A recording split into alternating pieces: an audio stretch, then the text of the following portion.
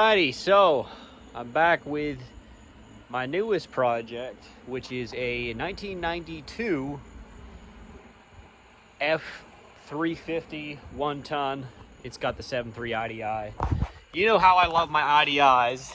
I've had 3 so far, but I picked this one up yesterday for $2,200.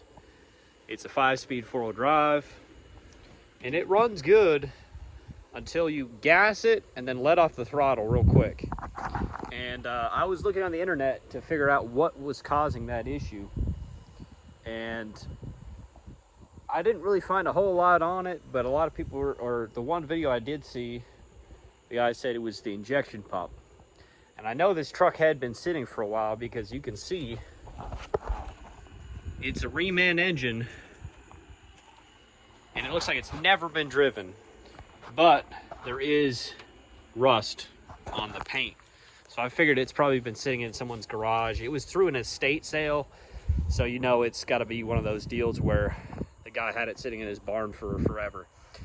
But long story short, the guy told me on the video, that on the one video I did watch, that thing you got to do is disconnect the fuel lines, which for me is really easy because there's not a bed on this thing. Disconnect the fuel lines and get a gallon.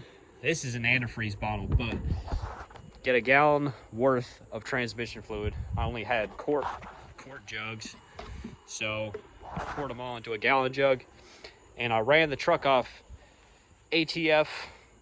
I don't think it matters the brand or anything, but it sucked through a gallon of ATF in about 30 minutes. I had a slight high idle. I put a brick on the gas pedal, just not full RPM because it'll overheat, but just a little bit, and ran it like that, and it burned through a gallon, like I said, of ATF in about 30 minutes. Then once it runs completely out, there'll still be some, because I had to check.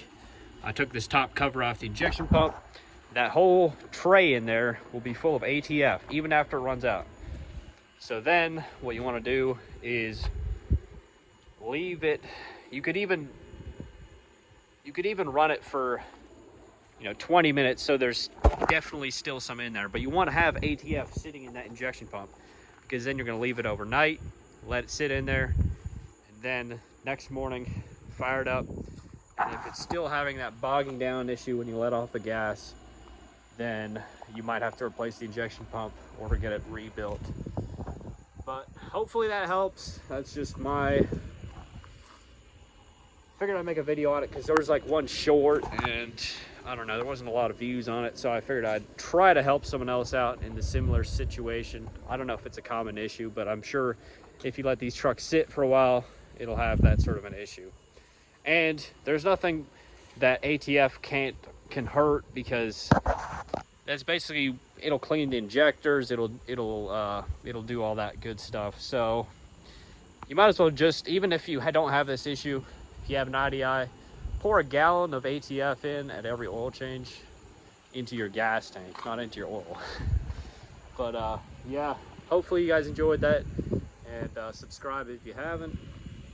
I'll keep making videos on this as I fix it up. Today I buffed the paint, looks pretty slick. But yeah, anyways, we'll see y'all in the next one.